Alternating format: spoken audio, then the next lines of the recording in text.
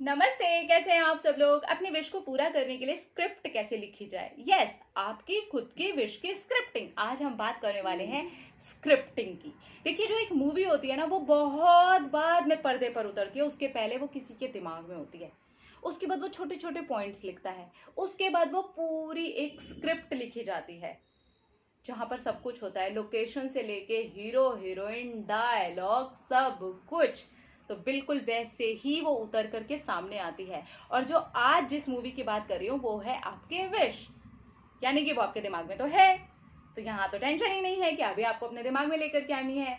अब उसके छोटे छोटे पॉइंट्स कैसे लिखने हैं, क्या क्या करना है, और उसके बाद आपको मेन स्क्रिप्ट पर कैसे आना है, आज वो पूरी की पूरी बात करेंगे। तो जब हम पॉइंट्स की बात करते हैं तो आपको पॉइंट्स ऐसे ऐसे लिखने हैं। सारी चीज़ें लिखना शुरू करो, जो जो भी आपके दिमाग में आता है ना वो लिखो कि यार जो मेरी विश है ना वो यहाँ पर पूरी होनी चाहिए। मेरी विश मुझे पूरी अच्छी होती हुई यहाँ दिख रही है। आपको जो अच्छा लगता है वहाँ पर लिखिए। जो भी आपके दिमाग में उस वक्त आता है ना, नोट्स लिखिए, क्योंकि जो आपकी मेन स्क्रिप्ट होगी वो इन्हीं नोट्स से बनेगी। तो आप अपने नोट्स लिखते जाइए। आपको जो जो भी ऐसा लगता है कि हाँ ये होना चाहिए, छोटे छोटे छोटे छोटे छोटे छोटे जो नोट्स होते हैं ना, वो बड़े काम आते हैं जब आप मेन स्क्रिप्ट बनाते हैं। अब बहुत सारे लोग पूछेंगे इसे लिखना कब है? अरे यार, जब आपके दिमाग में आ जाए तब लिखो ना। जब आपको ऐसा लगे ओ ये वाला पॉइंट आया मेरे दिमाग में, लिख लो। उसके लिए क्या, इसके लिए नोट्स के लिए क्या समय, कोई समय नहीं है, जब चाहो तब लिखो, ठीक है। अब आ जाते हैं हमारी मेन स्क्रिप्ट पर। ये देखिए, ये एक पूरी कहानी की तरीके से होगी। अब जैसे कि मान लीजिए मेरी एक कहानी है कि मुझे एक फूल मिला।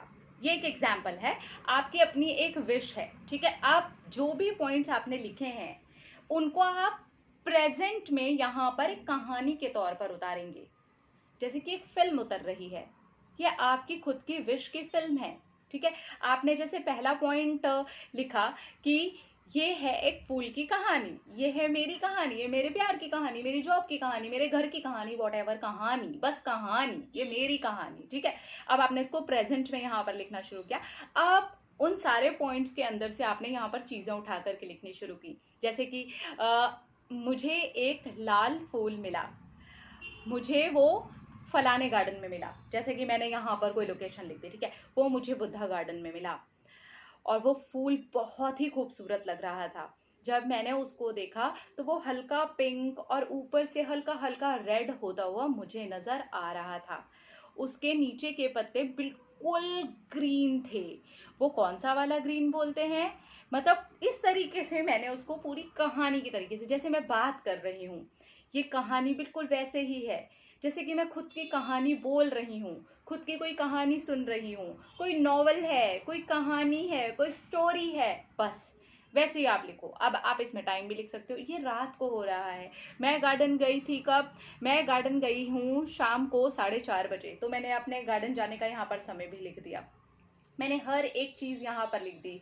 और अब मैं महसूस कर रही हूँ इसके पास जाते हुए इसकी खुशबू को। ओ वाओ, ये तो रोज़ है, अभी पूरी तरीके से खिला नहीं है, कितना क्यूट है। चलो मैं थोड़ा नीचे की तरफ देखती हूँ, इसमें बिल्कुल बारीक से कांटे भी नज़र आ रहे हैं। मैं इन्हें छूने की कोशिश करती हूँ। बहुत ही पैने हैं, सोचिए मैंने इसको ऐसे लिखा, ठीक है। अब आप इसको, आपकी जो विश है, जितने भी आपने पॉइंट्स बनाए थे, तो मैंने भी जो इसके पॉइंट्स बनाए थे वो वैसे बनाए थे। नीचे की तरफ कांटे दिख रहे हैं क्योंकि मैंने रोज सोचा है। तो रोज जब शुरू में होता है तो हम बहुत ज्यादा डिटेलिंग कर रहे हैं। तो जब आप डिटेलिंग करते हैं तब क्या होता है, ठीक है। इस तरीके से आप अपनी पूरी कहानी लिख सकते हैं। क्या ब्यूटीफुल हो रहा है, क्या नज़ारे हैं, रात लिखो, दिन लिखो, मतलब कुछ भी लिखो। अब इससे होगा क्या, जब आप ये वाली टेक्निक कर रहे होते हो ना तो इतने डूब जाते हो ना, मतलब सीरियसली मैं ये एक रोज के बारे में लिख करके इधर इतनी डूब गई, तो सोचो विश के बारे में क्या होता होगा।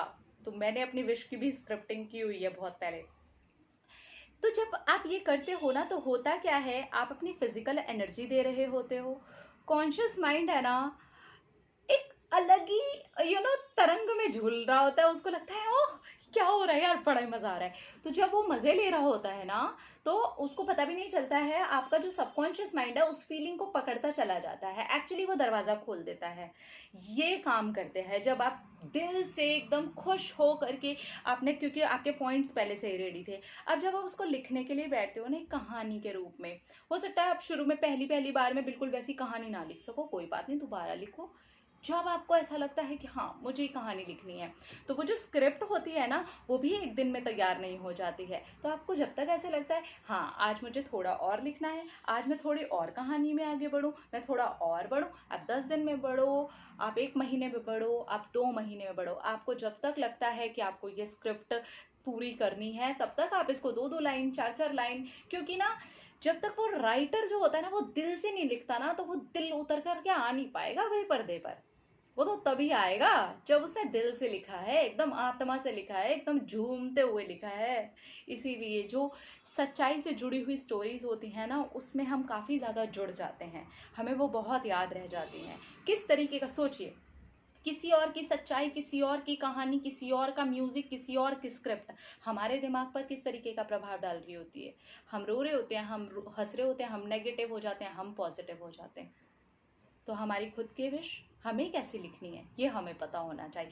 तो आप उसको पहले छोटे छोटे पॉइंट्स में, उसके बाद पूरी इसको यहाँ पर अच्छे से डिटेलिंग करके लिखो, ठीक है।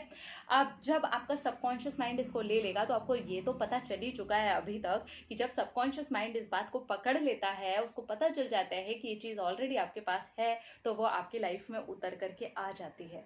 अब जब आपने ये स्क्रिप्ट पूरी लिख ली, आपकी कंप्लीट हो गई, मान लीजिए 2 महीने में कंप्लीट हुई, 3 महीने में कंप्लीट हुई, आपको जब तक लगता है तब तक आपने इसको कंप्लीट किया। मेरा कहने का मतलब है एकदम लास्ट हो गया, अभी आपकी फिल्म की होगी हैप्पी एंडिंग, आपकी विश की होगी हैप्पी एंडिंग, आप पहुंच गए अपनी विश के अंदर।